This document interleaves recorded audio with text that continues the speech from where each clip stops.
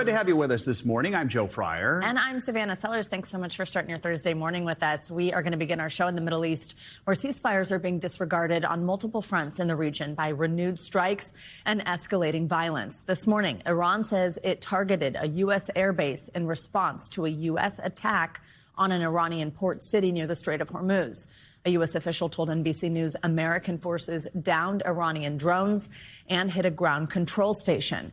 Iran did not say which airbase it targeted, but Kuwait, which hosts a major American base, said it was intercepting missiles and drones without saying where they were coming from. Elsewhere in the region, Israel issued forced evacuation orders for large parts of southern Lebanon. It's declaring those areas combat zones as part of its war with Hezbollah.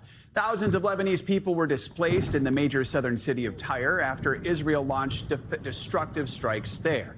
The World Health Organization says more than 600 people inside Lebanon have been killed in Israeli attacks since a ceasefire there came into effect in April. Amid the escalating violence, President Trump dismissed pressure to end the war with Iran as peace efforts continue to stall. They're negotiating on fumes.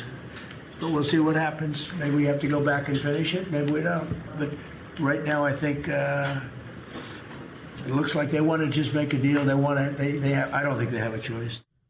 NBC News international correspondent Matt Bradley joins us now from Tel Aviv with the very latest. So, Matt, in the space of a week, we've gone from being close to a peace deal to seeing more and more of these flare-ups. Tell us about this latest exchange of strikes between the U.S. and Iran and just where it leaves any possible peace talks. Yeah, I mean, it's enough to leave you dizzy, isn't it? And all of this whiplash going back and forth, it's certainly not going to be reassuring to those allies and trading partners throughout the world who are really hoping to see the Strait of Hormuz cleared and international shipping be open to everyone. Now, these peace talks appear to have lurched back and forth primarily because, you know, it looks as though neither side has really been able to bridge the main disagreements that are left, and that is the fate of Iran's nuclear program. The United States insists that Iran should never have access to nuclear weapons, even though Iran has long ago said that they're not trying to get nuclear weapons, and also the fate of the Strait of Hormuz. It looks as though the Iranians still want to see some level of control over the Strait of Hormuz beyond what they enjoyed before the war began with that joint American and Israeli offensive against Iran. So what we're seeing now is Iran trying to actually take more power in the Strait of Hormuz than they had as a result of this fight. And we're also seeing that there's major complications in terms of what the Iranians feel they're entitled to. They say lifting of U.S. sanctions and some relief money, basically reparations for the damage that they endured at the hands of American and Israeli airstrikes. For the Americans, most of these items are non-starters. But as President Trump has said, he thinks that the Iranians are in a corner. The Iranians clearly, and have for the past several weeks, believed that they have the upper hand. So, Matt, the president has talked a lot about the Strait of Hormuz and the prospects of a deal, especially during this cabinet meeting he held yesterday. But there was a moment where he also appeared to threaten a U.S. ally, Oman. What did he say? What's that all about? No, he said that they were going to bomb Oman, and there was a lot of confusion, especially online, that maybe he meant Iran, because that was the kind of bellicose language that he normally uses for American enemies like Iran, not an ally like Oman across the Strait of Hormuz from Iran. Part of the Strait of Hormuz comes under Omani waters, and it was Oman that in the past couple of weeks the Iranians had said we're negotiating for a more permanent sort of partnership in governing over the Strait of Hormuz. As I mentioned just a moment ago, the Iranians seem to be vying for more political and commercial power over the Strait, which traffics in about 20% of the world's oil.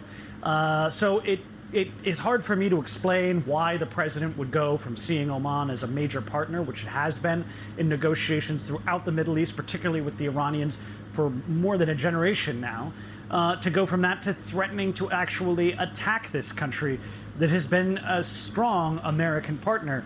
The only thing I can guess is that it has to do with the fact that the Omanis had been trying to make a deal, according to the Iranians, with the Iranians for the future governance of the Strait of Hormuz, a deal that, according to reporting, kind of didn't include anything about the United States. Matt, on top of all of this, as we mentioned, the situation in Lebanon is growing more and more dire. Over the past few days, we've seen some of the most intense Israeli bombardments after the IDF expanded the invasion there. What's the latest on the ground? Yeah, I mean, what we're seeing is, as you mentioned in your introduction, the Israelis demanding that more evacuations occur in that area, that lip right over Israel's border with Lebanon and a little bit beyond it. But here in Israel, this is turning into a major political scandal for the Prime Minister, Benjamin Netanyahu. There are so many voices within the military, within rival politicians, demanding that Benjamin Netanyahu restart the war against Hezbollah in Lebanon. He has said that they're expanding operations. They have been operating at an extremely high level for the past several weeks, even despite that ceasefire, which, according to almost every side involved, that ceasefire exists almost entirely in name only. But here in Israel, the Prime Minister is getting a lot of grief for what is being seen by Israelis as the United States handcuffing Israeli operations in Lebanon, meaning that Israel is trying to prosecute a full-on, all-singing, all-dancing war against Hezbollah, while at the same time trying to turn around and tell Washington that they are observing a ceasefire. So essentially, they're doing neither. They're neither observing the ceasefire nor going after Hezbollah as strongly as they want to. And it is the residents of northern Israel, those civilians who have been facing repeated attacks by highly effective Hezbollah wire-guided munitions and drones, who are paying the full price. This is one of the main issues that Benjamin Netanyahu is going to be facing as he comes up to re-election before the end of October. Why he isn't able to tell Washington and President Trump that he wants to break with the ceasefire in the Persian Gulf and govern his war with Hezbollah separately outside of the negotiations between Iran and the U.S. and Israel on the other side. That is becoming a critical question politically here in Israel.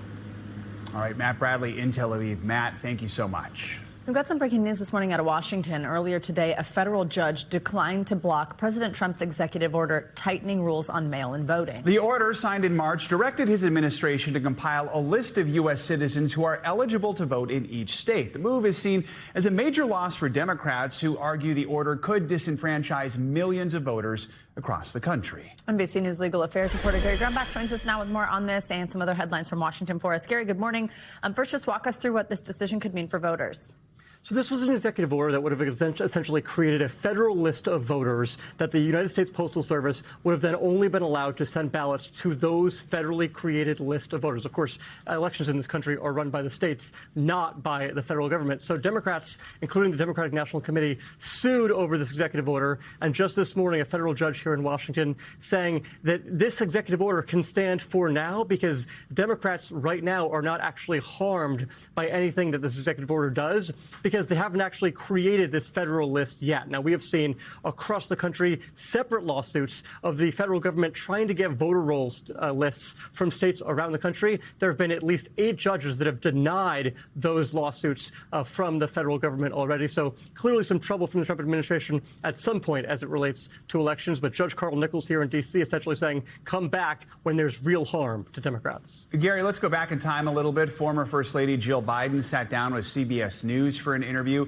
Some of what she is saying about the 2024 campaign, specifically her husband's debate performance, is just sending shockwaves through Washington. What can you tell us? Yeah, former First Lady Jill Biden finally coming clean about what she actually thought about that 2024 debate performance that was widely panned after President Joe Biden appeared to be halting, appeared to be stumbling, appeared to not remember certain answers to questions there. In an interview ahead of a release of a memoir that she is writing about the 2024 election and her experience in the White House in the years prior, she told CBS that she thought her husband was having a medical emergency. Watch this. I was frightened because I had never, ever seen Joe like that before or since. As I watched it, I thought, oh my God, he's having a stroke. And it scared me to death. Now, candidly, this is a little bit of cleanup here on the former First Lady's part because of the fact that in the hours and days after that debate, all of his advisors, all of his family members were saying there's nothing to see here. He's doing just fine. Of course, there were a lot of concerns about the man's age and about the man's well-being after that point. And that debate performance is what eventually led him to drop out of the race for re-election. Guys. Gary, is one more story we got out of Washington. It really sounds like something out of a movie. This is some reporting that you did for NBCnews.com. It has to do with the CIA agent, millions of dollars he's accused of here of stashing in gold bars in his home. And that's actually not all. What's going on here? This is a wild story, guys. This was a senior CIA officer, a senior executive level individual who asked for close to $40 million in gold bars. That's about 303 gold bars, millions of dollars in foreign currency from the government for what he said was work purposes. He got all of that. They gave it to him, and then he brought much of it home to his house in Virginia. When he was arrested last week, he also had 35 luxury watches on him. Many of them were Rolex in brand. The CIA says they did an internal investigation alongside the FBI and then went and arrested this individual. But the story, as you said, does not actually stop there. He has lied for 2 decades about his educational background, saying he was a graduate of Clemson, saying he had a master's degree. Both schools saying he had none of that. They have no record of him. He even said he was a pilot in the Navy. The FAA says he doesn't even have a license to be a pilot at all. So this man was creating an absolute persona for himself that did not exist, but he was still a government employee for almost 20 years, guys. Wow. All right. That is something. Does sound like a movie. Gary, thank you. The governor of Washington state says the blast at a packaging plant there might be one of the deadliest industrial accidents in state history. Officials say the search for missing workers is no longer a rescue mission, but a recovery effort.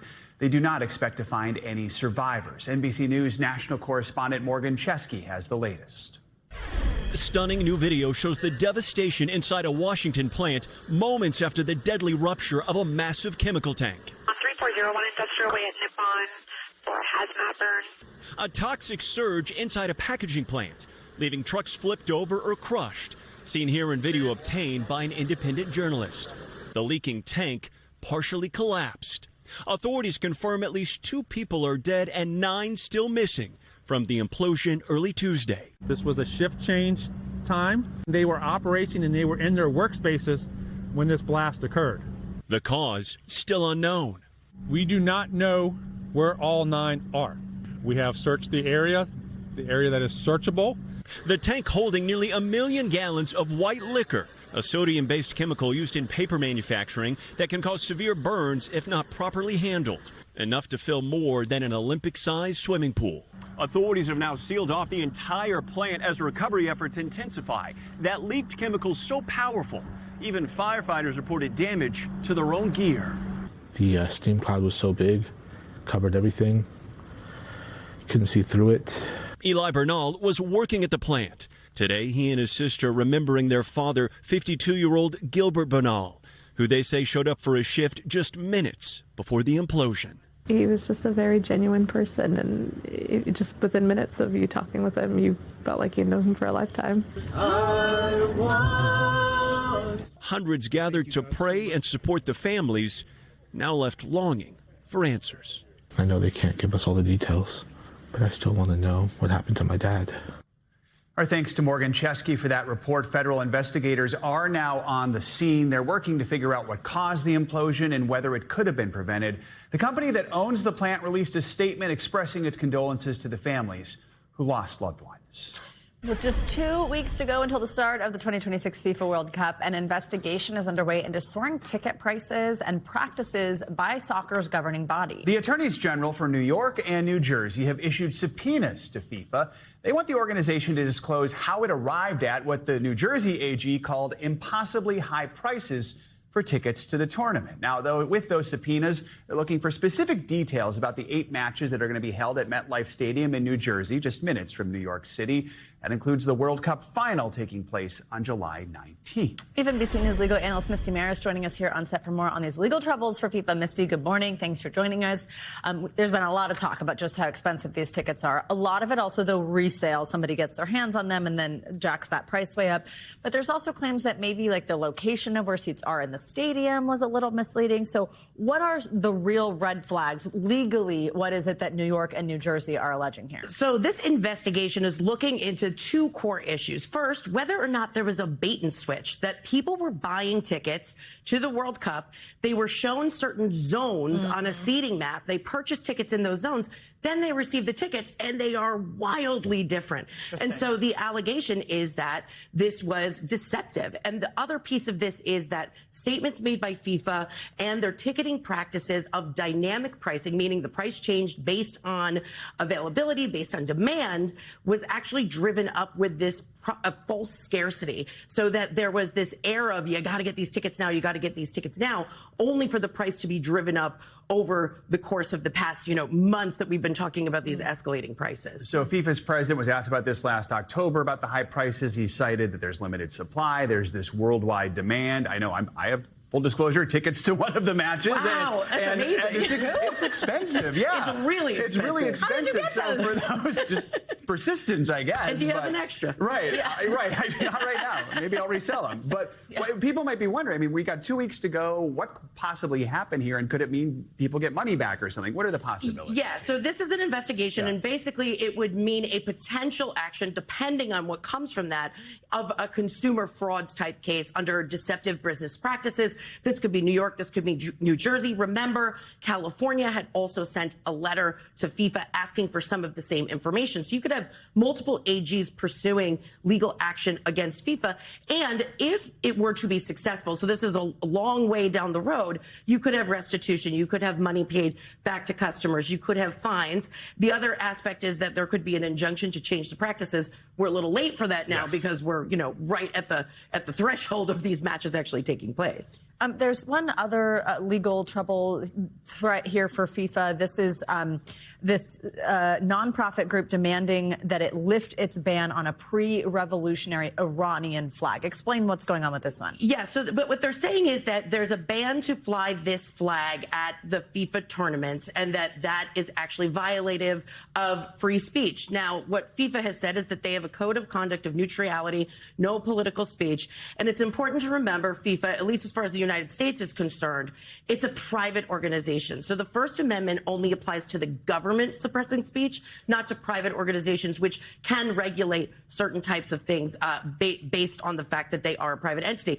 So the legal question would be, how closely connected are they to states when it comes to using public stadiums, public areas, and whether or not there's an argument that it is actually state action. But the private entity itself, you don't have a First Amendment right there. You don't have that First Amendment argument, but there is a potential legal issue when it comes to that involvement of the state.